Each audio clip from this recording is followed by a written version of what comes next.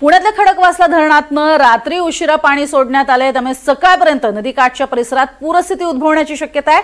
कालच एकता नगर जवळ शिवपुष्प चौकामध्ये सोसायटीमध्ये खडकवासला धरणातनं सोडलेलं पाणी हे मोटर आणि पाईप लावून सोसायटीमध्ये घुसलेलं पाणी काढण्यात आलेलं होतं आणि अर्थातच त्यासाठीचे बरेच प्रयत्न करावे लागत होते। अनेक ठिकाणी अनेक सोसायट्यांमध्ये हे पाणी शिरलेलं होतं। खडकवासला धरणातनं रात्री उशिरा पाणी सोडण्यात आलं होतं, त्यामुळे सकाळपर्यंत नदीकाठच्या परिसरामध्ये पूरस्थिती उद्भवण्याची ही शक्यता आहे। कालच एकता नगरी जवळ शिवपुष्प चौकात सोसायटीमध्ये खडकवासला धरणातनं सोडलेलं पाणी हे काढण्यासाठी मोटर बसवण्यात आली आणि मोटर पंप लावून सोसायटीतलं शिरलेलं पाणी काढण्याचे प्रयत्न सुरू होते।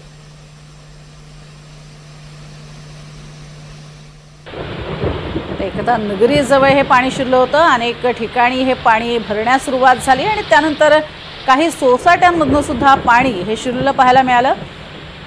तर सध्या आपण बघतोय मोठा नदी ही देखील दुथडी भरून वाहताना पाहायला मिळते। नदीकाठच्या परिसरात पूरस्थितीची शक्यता वर्तवली आहे। भिडेपूल त्यामुळेच पाण्याखाली गेलेला आहे। सध्या आपण ही दृश्य बघतोय ती मोठा नदीची आहेत आणि त्यामुळे सध्या भिडेपूल पूर्णपणे पाण्याखाली गेलेला पाहायला मिळतोय आणि प्रचंड मोठ्या प्रमाणात दुथडी भरून ही सध्या नदी वाहताना पाहायला मिळते। ओंकारेश्वर मंदिराजवळ सुद्धा पाणी साचलेलं आपल्याला पाहायला मिळते। अधिक माहिती या संदर्भातली घेणार आहोत अविनाश पवार यांच्याकडनं। अविनाश, धुवाधार पाऊस झालेला दिसतोय, पुण्यामध्ये मोठ्या प्रमाणात पाणी वाहतंय, काय अधिक माहिती? नक्कीच प्रज्ञा, आपण पाहतोय की ओंकारेश्वर जे मंदिर आहे त्याचा परिसर आता पाण्याखाली जातोय। काल संध्याकाळी खडकवासला धरणामधून साधारणतः 35,000 क्युसेक्स वेगाने हे पाणी सोडण्यात येत होतं। मात्र रात्रभर जो मुसळधार पाऊस पडतोय त्याच्यामुळे आज खडकवासला धरणातून पुन्हा विसर्ग हा वाढवण्यात आलेला आहे। जवळजवळ 42,000 क्युसेक्स वेगाने खडकवासला धरणातून पाणी सोडण्यात येत आहे। त्यामुळे मुठा नदी पात्राच्या आजूबाजूचा जो परिसर आहे तो सतर्कतेचा आदेश हा प्रशासनाने या विभागाला दिलेला आहे। एकूणच पुणे महानगरपालिका असेल, फायर ब्रिगेड असेल, असे सगळं प्रशासन अलर्ट मोडवर आहे। ओंकारेश्वर मंदिराचा परिसर आपण दृश्यामध्ये पाहतो आहोत की कशा पद्धतीने जलमय झालेला आहे।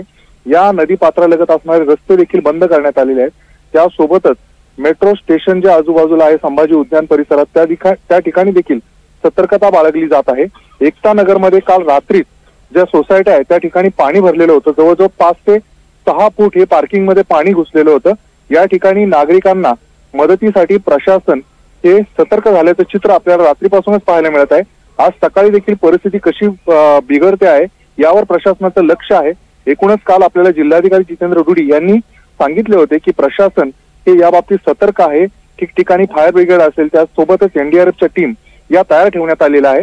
त्यामुळे जर परिस्थिती अजूनच बिकट होत चालली तर प्रशासनाला आता या बाबतीत वार फुटवर यावं लागेल असं चित्र दिसत आहे। प्रज्ञा, नक्कीच अविनाश, सध्या आपण बघतोय ओंकारेश्वराच्या जवळपर्यंत पाणी आलेलं आहे, मंदिर बुडलेलं पाहायला मिळतंय। याचाच अर्थ पाण्याची पातळी चांगलीच वाढलेली आहे। तुर्तास धन्यवाद या संपूर्ण माहितीसाठी।